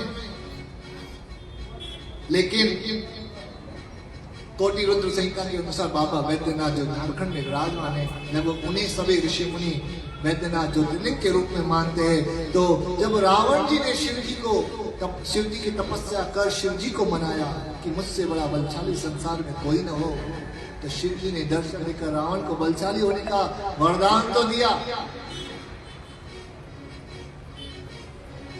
तो रावण ने कहा शिव जी आपने वरदान देकर मेरी मनोकामना पूरी की, लेकिन मेरी इच्छा है आप आए हो तो यहाँ से जाओ नहीं, आप मेरे साथ मेरी लंका में चलो, आप वहां चल के वास करो। शिव जी असमंजस में पड़ गए तो मैं रावण के साथ कैसे वास करूंगा? मैं तो धर्मात्मा के साथ रह सकता हूँ, अधर्मी के साथ कैसे रहूंगा? तो शिव जी भी भले भोले हैं लेकिन तर्क बहुत चलाते हैं। और शिव जी कहाँ विराजमान रहते हैं? सबसे पहले शिव जी का शिव प्रतिबिंब ज्योतिर्बिंब हमारे अंदर विराजमान है। वो शक्ति हमारे अंदर है, हमको उसको उजागर करना है अंदर से। यह सब सुनने का अर्थ यही है कि जो हमारे अंदर छुपित परमात्मा है, छुपे हुए, उसको बाहर निकालिए। एक माता आई, शिव जी पे उसने बेर चढ़ाया। क्या चढ़ाया? बेर, छोटा बेर आता है। तो वहां पर एक आदमी आया शिव जी के दर्शन करने, देखा माता बेर तो चढ़ा के गई, लेकिन इतने में वहां एक चूहा आया, वो बेर लेके भागा। चूहा बेर लेके भाग गया। वो आदमी कहता है जब शिव जी अपने बेर की रक्षा नहीं कर सकते तो हमारी रक्षा कहां से करेंगे? तो सबसे ज्यादा शिव जी से ज्यादा शक्ति तो उस चूहे में जो शिव जी का बेर लेके भागा। देखा वो चूहा कहां जा रहा है बेर लेके, तो चूहे की नजर पड़ी सामने खड़ी थी बिल्ली। अब चूहे की नजर पड़ी बिल्ली पे, चूहे ने बेर वहीं छोड़ा और भागा। तो अरे ये तो शक्ति चूहे में भी नहीं है, अब शक्ति किसमें ज्यादा है? किसमें ज्यादा है? बिल्ली में। अब बिल्ली में शक्ति ज्यादा है तो बिल्ली के पीछे पीछे गया। बिल्ली के जब पीछे गया, बिल्ली मंदिर के गेट से बाहर निकली, सामने खड़ा था कुत्ता। बिल्ली ने जैसे कुत्ते को देखा तो बिल्ली दुम दबा के भागी, और कुत्ता ने भाव भाव किया तो बिल्ली भाग गई। वो सोचा बिल्ली में भी ताकत नहीं है, सबसे ज्यादा ताकत किसमें है? कहिए ना किसमें है? कुत्ता शक्तिशाली है। ये कुत्ते के पीछे पीछे गया। अब कुत्ता भाव भाव करते हुए इसी आदमी के घर के पास जा पहुंचा। इसी आदमी का बाजू में घर था, वहां पे जाके चिल्ला रहा था, भाव भाव कर रहा था। इस आदमी की पत्नी घर से दरवाजे के बाहर निकली डंडा लेके। जैसे कुत्ते की भाव भाव सुने उसे ले मारा डंडा, उसके कुत्ते को कुत्ता करके भाग गया। कुत्ते में भी शक्ति नहीं, खुद को बचा नहीं पाया। शक्ति किसमें है? मेरी पत्नी में। किसमें है? शक्ति है मेरी पत्नी में। मैं तो इधर उधर ढूंढ रहा था, शक्ति तो मेरी पत्नी में। अब उसकी पत्नी बाहर ही खड़े होकर, कुत्ता तो भाग गया, बाहर खड़े होकर पचर पचर करने लगी दरवाजे पर खड़े होकर। ये जैसे पहुंचा, अरे हो क्या खड़ी है दरवाजे में, चल अंदर। जैसे उसने किया, बेचारी ने डंडा नीचे रखा और अंदर घुस गई। ये भी मेरे ऊपर रोब नहीं चला पाई। तो सबसे ज्यादा शक्ति किसमें हुई? किसमें हुई? इसलिए अपने आप को पहचानो। हर हर हर हर। वो शक्ति हम में विराजमान है, लेकिन उस शक्ति को हम पहचान नहीं पाते हैं। तो भगवान शिव ने तर्क चलाया और भगवान शिव जी ने अपने प्रतिबिंब से एक शिवलिंग उत्पन्न किया और उस रावण को दिया कि हे रावण लंकेश, ये इस शिवलिंग को ले जाकर तेरी लंका में विराजमान कर, सदाई मैं तेरे साथ रहूंगा। लेकिन याद रखना, इसको जहां रखेगा ये वहीं स्थापित हो जाएगा। अब देवताओं ने कहा रावण को बलशाली होने का वरदान मिल गया, और साथ में अगर ये शिवलिंग को भी ले गया तो ये तो और बलशाली हो जाएगा, इसको तो कोई मार नहीं सकेगा। तो देवताओं ने युक्ति चलाई। अब उस युक्ति के लिए उन्होंने गणेश जी को पकड़ा। गणेश जी, अब उससे वो शिवलिंग आप ही ले सकते हो। गणेश जी एक गडरिया बन के आए, उसका ग्वाला बन के आए, जो गौ माता चराता था, उस जंगल में आए जहां से रावण शिवलिंग लेकर जा रहा था। अब रावण को उस समय लगी लघु शंका। रावण ने उस कहा कि शिवलिंग को अगर यहाँ रख दूंगा तो ये यही स्थापित हो जाएगी। लघु शंका लगी है तो रोक भी नहीं सकता हूं।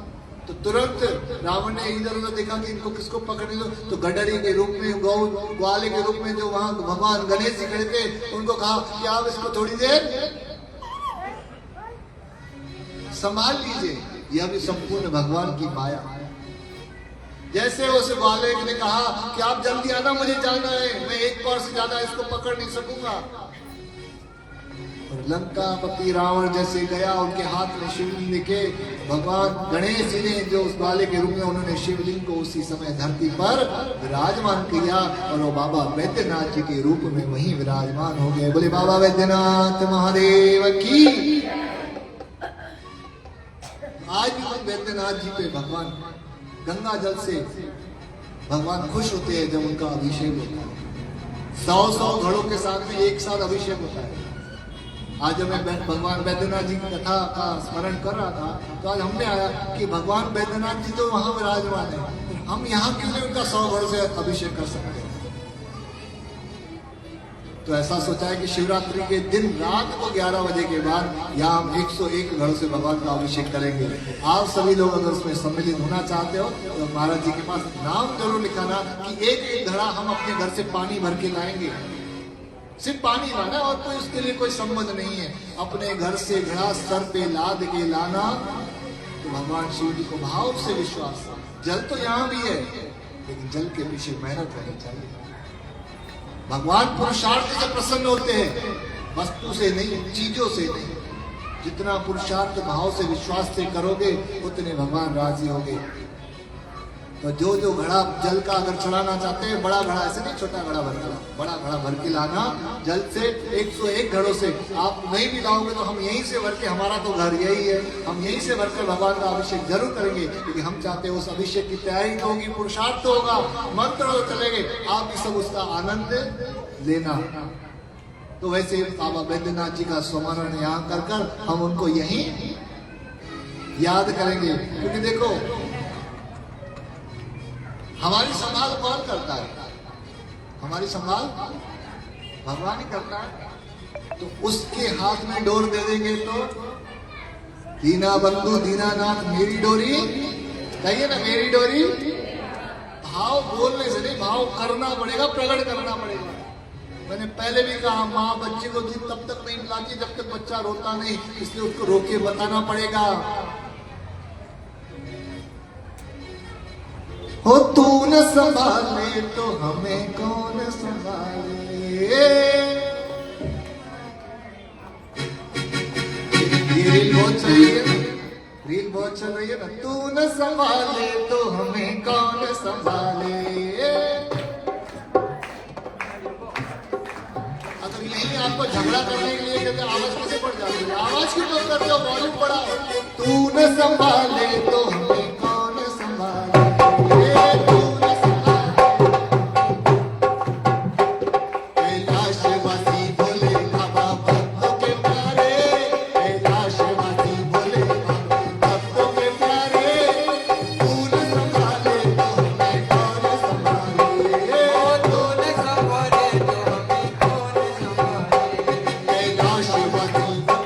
कैलाशवासी भोले बाबा भक्तों के प्यारे।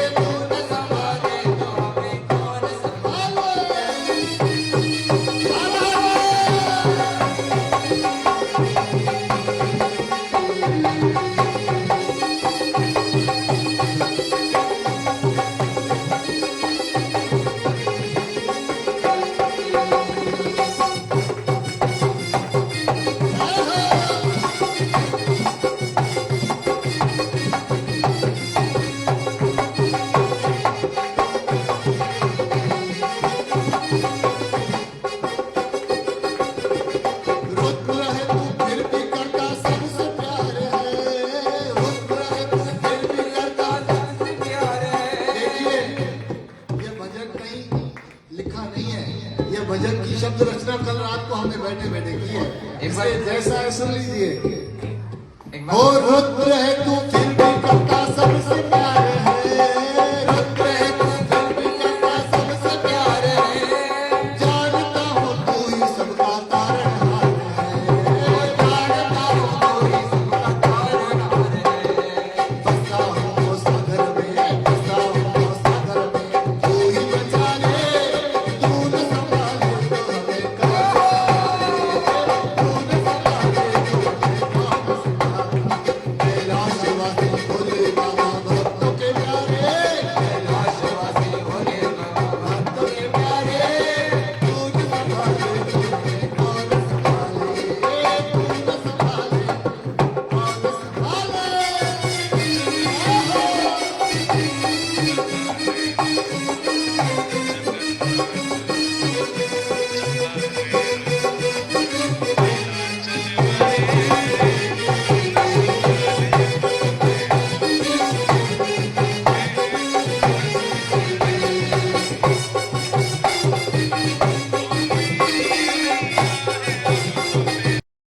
भोले तू ही सुझता भक्तों की, भोले तू ही सुझता, खाली जो झोली आता तू ही भरता, खाली जो झोली लाता तू ही भरता, मुझ पे भी कृपा का भंडार लुटा ले, मुझ पे भी कृपा का भंडार लुटा ले, तू न संभाले तो हमें कौन संभाले, तू न संभाले तो हमें कौन संभाले। कैलाशवासी भोले बाबा भक्तों के प्यारे, कैलाशवासी भोले बाबा भक्तों के प्यारे, तू न संभाले तो हमें कौन संभाले, तू न संभाले तो हमें कौन संभाले।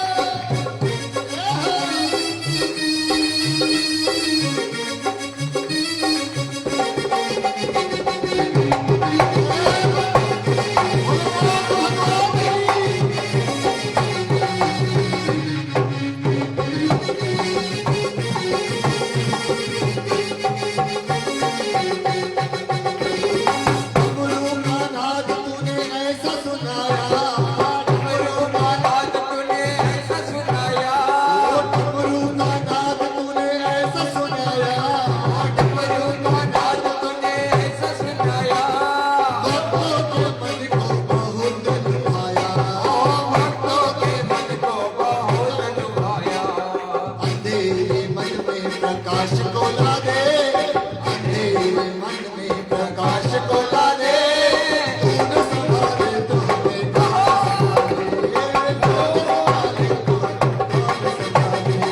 कैलाशवासी भोले बाबा भक्तों के प्यारे, कैलाशवासी भोले बाबा भक्तों के प्यारे, तू न संभाले तो हमें कौन संभाले, तू न संभाले तो हमें कौन संभाले, तू न संभाले तो हमें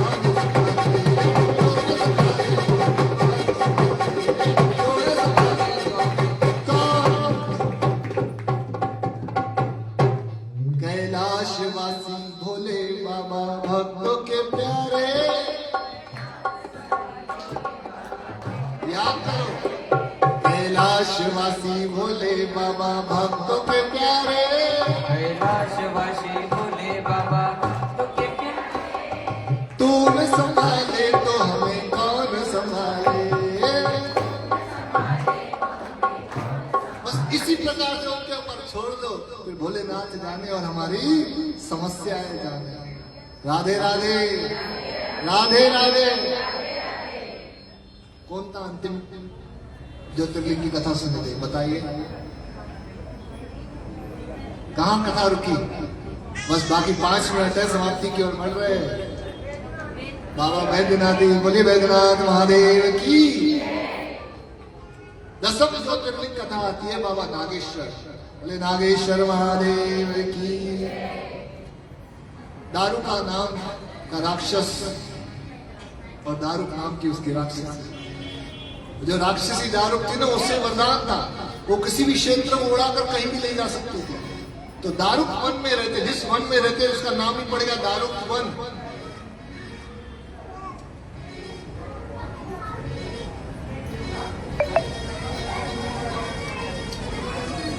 लेकिन उस वन में रहने पर जो तपस्वी महापुरुष वहां रहते थे, ब्राह्मण रहते थे, वो उनको वहां रहने नहीं देते थे, बहुत तंग करते थे। संपूर्ण इस भूमि पर कई ऋषि मुनियों को तंग किया। ऋषि मुनियों में तंग होकर उस समय के एक महत्वपूर्ण आर्व ऋषि हुए। उन्होंने उनको कहा कि हे ऋषिवर, आप तो समूह तपस्वी महापुरुष हो, आप इस राक्षसी से, इस राक्षस से हमें बचाओ। ये हमें तप करने नहीं देते, हमारा तप यज्ञ आदि सब भंग कर देते हैं। तो ऋषि आरव ने अपनी तपस्या के बल से उस दारू राक्षसी को श्राप दिया। कहो जय श्री कृष्ण, हर हर। कि तेरे जो भी राक्षस गण है, तेरी जो भी ये प्रजा है, राक्षसी प्रजा, अगर इस धरती पर इन ऋषियों को तंग करेगी, धरती पर युद्ध करेगी, वो वहीं भस्म हो जाएगी। दारू को बहुत भय लगा कि अगर हम यहाँ युद्ध करेंगे तो भस्म हो जाएंगे। तो उसकी जो दारू पंक्ति थी, उसने तुरंत उस दारू पर को उड़ाकर समुद्र के ऊपर स्थापित कर दिया। तो इस समुद्र के ऊपर जैसे स्थापित किया तो कई दिनों तक कोई धर्मात्मा व्यक्ति उस ओर जाने नहीं लगा। एक बार देखा एक बड़ा सा जहाज लोगों से भरा हुआ वहां आ रहा था, उन्होंने सबको बंदी बना लिया। उस जहाज में एक धर्मात्मा व्यक्ति था, सुप्रिय नाम का भक्त, जो नित्य प्रति भगवान के पार्थिव शिव का पूजन करता था। भगवान शिव का बड़ा ही भक्त था। भगवान शिव से राजी थे और शिव भक्त जहां जाता है तो वहां शिव महिमा को लहराता है। वो शिव भक्त को भी उन्होंने कैद कर लिया। कैद में रहकर उन्होंने बाकी जो कैदी थे उन सबको भी शिव की भक्ति की ओर ले गया। जब दारुक राक्षस को पता चला या शिव भक्ति बढ़ रही है, उन्होंने रोकने का प्रयास किया, लेकिन भक्ति रुक नहीं रही थी। तुरंत उस दारुक ऋषि ने उस सुप्रिय नाम के भक्त के ऊपर जैसे उसको खत्म करने के लिए प्रयास किया, उसको मारने का प्रयत्न किया। भगवान शिव उस पार्थिव शिवलिंग से प्रकट हुए। बोले भगवान शंकर की प्रकट हुए और तुरंत उसने दारुक का वध करना चाहा। दारुक की संपूर्ण सेवा भगवान शिव के ओंकार मात्र से खत्म हो गई, संपूर्ण सेना। लेकिन दारुक जो उसकी पत्नी थी, उसने कहा भगवान शिव प्रकट हो गए, हमारा यहाँ रहना भी मुश्किल है। तो उन्होंने तुरंत तपस्या आरंभ की माँ पार्वती की। उन्होंने माँ पार्वती को बनाया और जिस देवता की हम तपस्या करेंगे, अगर वो देवता राजी होते हैं तो हमें कुछ न कुछ वरदान दो। तो दारू ने कहा कि भगवान शिव आपके पति हैं, उन्होंने इस संपूर्ण वन को राक्षसों से निर्जीव कर दिया, राक्षसों से खत्म कर दिया है। यहाँ तामस प्रधान जीव रह नहीं सकता, लेकिन आप हम पर कृपा करिए, कल चल के हमारी संतान होती है तो यहाँ कैसे रहेगी, यहाँ कैसे पनपेगी। कहो जय श्री कृष्ण।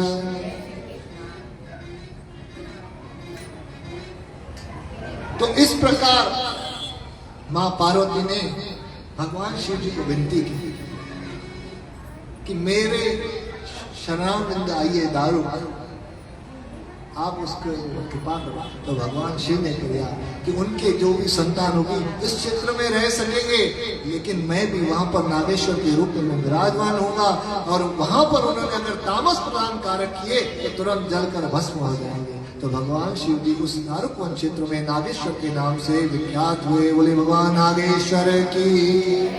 इस ज्योतिर्लिंग के पीछे भी 3 तथ्य आते हैं। एक विराजमान है गुजरात में, सौराष्ट्र प्रदेश में, द्वारका क्षेत्र में।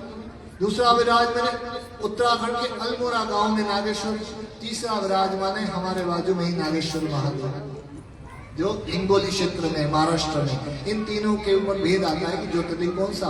लेकिन आज तथ्यों के अनुसार दारुक वन कहा जाता है जो द्वारका में विराजमान है, उसी को दारुक वन कहा जाता है, वही नागेश्वर महादेव। बोले नागेश्वर महादेव की। 11 ज्योतिर्लिंग की कथा आती है कोटि रुद्र संहिता के अनुसार। रामेश्वर महादेव, भगवान राम जी ने जब लंका की ओर प्रस्थान करने के लिए सोचा, तब समुद्र के पड़ाव को पार करने के लिए उन्होंने राम सेतु निर्माण करने का सोचा। लेकिन राम सेतु निर्माण करने के लिए उनको शक्ति चाहिए थी। उन्होंने भगवान शिव को प्रसन्न किया। भगवान शिव की आराधना की, उन्होंने बालू से शिवलिंग निर्माण किया। संपूर्ण शास्त्रोक्त विधि से शिव जी का पूजन किया। शिव जी प्रसन्न हुए और वहीं रामेश्वर में भगवान शिव जी विराजमान हुए। और उनके आशीर्वाद से भगवान ने शिव जी को प्रार्थना की कि भगवान आप हमें शक्ति दीजिए कि समुद्र के महासेतु का निर्माण कार्य संपूर्ण हो। तो पूजा देखकर हनुमान जी कहते हैं राम जी से कि हे भगवान, आपने इस पूजा स्थल को तो निर्माण किया है, लेकिन इस पूजा स्थल का कुछ नाम तो करिए। तो राम जी मुस्कुरा कर कहते हैं कि हनुमान जी, इस स्थान का नाम तो वही हो गया, क्योंकि यह हमारे ईश्वर है। रामस्य ईश्वरस्य रामेश्वर, इसलिए इस स्थान का नाम पड़ेगा रामेश्वर। बोले रामेश्वर महादेव की। तो शिव जी हंसने लगे अपने लोक में, शिवलोक में विराजमान होकर हंसने लगे। मां पार्वती कहती, प्रभु किस बात पर हंस रहे हो? बोले प्रभु ने तो इस नाम का, रामेश्वर नाम की व्याख्या ही बदल डाली। बोले रामस्य ईश्वर सो रामेश्वर। बोले ऐसा नहीं है कि प्रभु, इस नाम की व्याख्या का अर्थ क्या है, आप समझाइए। राम अस्य ईश्वर स रामेश्वर, भगवान शिव जी व्याख्या करते हैं। तो राम जी ने व्याख्या की कि राम की जो ईश्वर है वो रामेश्वर, लेकिन शिव जी कहते हैं राम जिसके ईश्वर है वो रामेश्वर। मां पार्वती हंसने लगी, प्रभु आप कहते हैं राम जी आपके गुरु, राम कहते हैं आप उनके गुरु, तो किसने कौन किसा ईश्वर, आप दोनों ही जाने, आप दोनों महान हो, इसलिए रामेश्वर महाक्षेत्र भी महान है। बोले रामेश्वर महादेव की। 12वें ज्योतिर्लिंग के रूप में उल्लेख आता है घुश्मेश्वर, जो हमारे पास ही संभाजी नगर, जिसका प्रथम नाम औरंगाबाद था, लेकिन संभाजी नगर ही है। असली हकीकत से अभी यह भारत देश प्रचलित होते जा रहा है। जो नाम बदले गए थे अभी, इस हकीकत से पहले संभाजी नगर में स्थित घुश्मेश्वर महादेव। तो वहां पर सुधर्म नाम का एक ब्राह्मण रहता था, उसकी 2 पत्नी थी, सुदेहा और गुष्मा नाम की। तो सुदेहा संतानहीन थी, उसको संतान न होती थी। गुष्मा को एक पुत्र हुआ, तो गुष्मा ने देखा सुदेहा बहुत पीड़ित रहती है संतान न होने की वजह से, संतान न होने की वजह से बहुत पीड़ित रहती है। लेकिन जब गुष्मा का बच्चा बढ़ने लगा तो उसकी कांति बढ़ने लगी, और सुदेह ब्राह्मण जो भी था, वो जो ब्राह्मण था सुधर्मा अपने बच्चे से बहुत प्यार करता था। गुष्मा को खुश देखकर सुधर्मा को उससे जलन होती थी।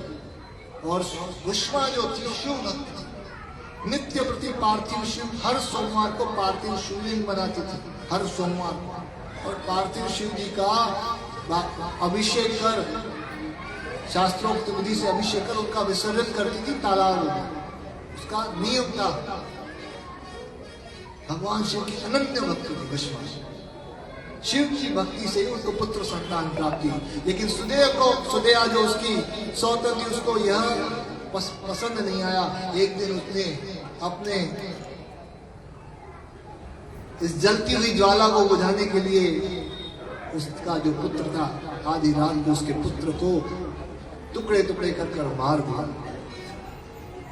जब सुबह हुई, दूसरा दिन सोमवार का दिन था, गुष्मा ने देखा पुत्र खून चारों ओर, लेकिन मन विचलित नहीं हुआ। भक्त का मन कभी विचलित नहीं होता, जो होता है ईश्वर की कृपा, जो होता है ईश्वर की कृपा। ईश्वर के चाहे बिना कुछ नहीं था। अगर भक्त, हमने कहा ना, राजी है हम उसी में जिसमें तेरी रजाए, यहाँ यूं भी वाह वाह है, यहाँ यूं भी वाह वाह है। इस प्रकार का जीवन जो जिएगा वही सच्चा भक्त कहलाएगा। तो गुष्मा का मन विचलित नहीं हुआ।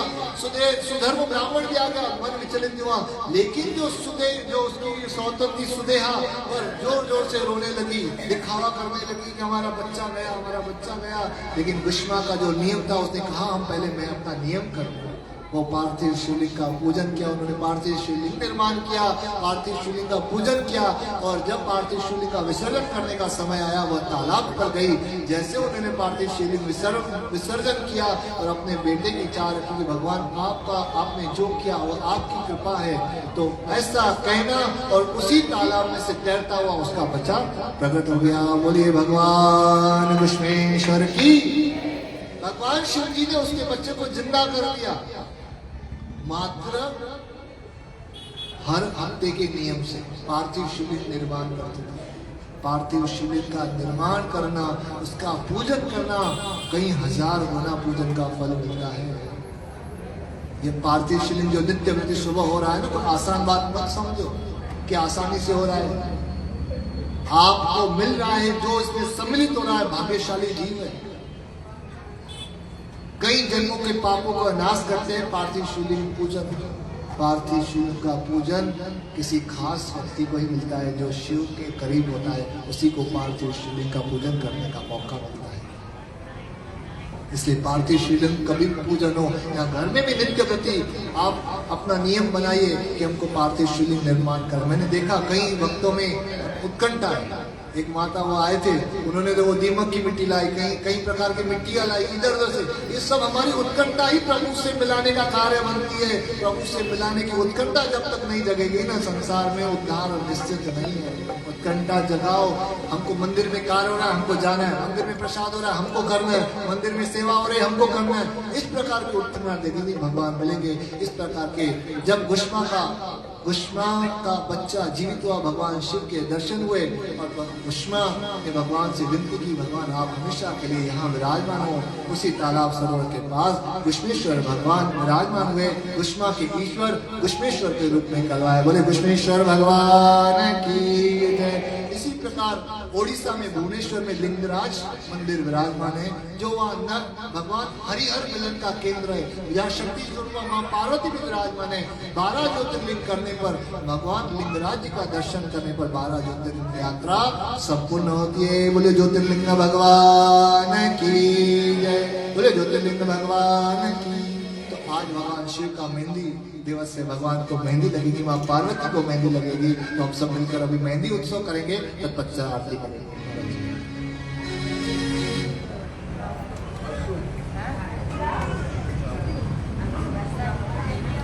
आप सभी लोग अपने स्थान पर बैठे रहे। महाराज जी अक्षत देंगे।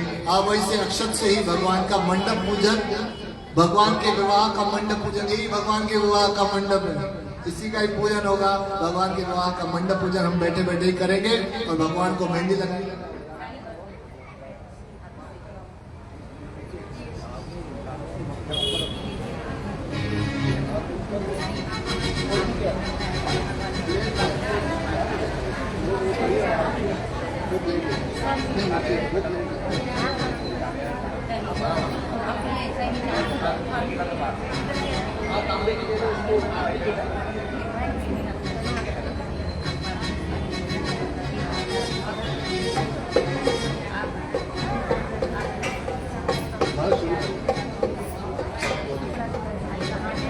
बोलिए भूत भावन भगवान भोलेनाथ की जय। काशी विश्वनाथ महादेव की जय। नमः पार्वती पतये हर हर महादेव शंभो। आप सभी अपने मन में भगवान भोलेनाथ से प्रार्थना करें कि हे भोलेनाथ, कल से आपके विवाह का जो कार्य प्रारंभ हुआ था, उसमें आज हम अपने हृदय के सुसन्न भाव से आपके मंडप पूजन के लिए आपको अक्षत समर्पित करते हैं। तो हे भूत भावन भगवान भोलेनाथ, हे माँ पार्वती, हे माँ शक्ति, उसको आप स्वीकार करें। ओम स्वस्ति इंद्रो वृद्धत्रावाः स्वस्ति नः पूषा विश्ववेदाः स्वस्ति नस्तः रक्षो अरिष्ठनेमिः स्वस्ति नो बृहस्पतिर्दधातुः प्रघातस्वा मरुतः कृष्णेमातरः शुभञ्जावानो वेददेवो जग्मयः अग्निः जिह्वामनवः सूरजक्षसोऽप्यसवेनो देव अवसागमन्येह भद्रं कर्णेभिः शृणुयामदेवा भद्रं पश्येमाक्षावज्रजरं स्थरैरैस्तुष्ट्वा गं संस्थानो भरवसेमहि देवाहि तञ्जदायुः शतमिन्दुशरदो अन्ते देवाच्चतराश्चतराजरसन्दनो नाम पुत्राशो चतरा पितरो भवन्ति मानो मध्यानि दीर्घगायुर्वन्द्यो आदितिथौरादितिरन्तारक्षमादितिर्माता सा पिता सा पुत्राः विश्वे देवा आदिदेः पञ्चजना आदितञ्चातामादितञ्चानवम् शान्तिरन्तरिक्षगो शान्तिः प्रथमे शान्तिरापः शान्तिरोषधयः शान्तिः वनस्पतिः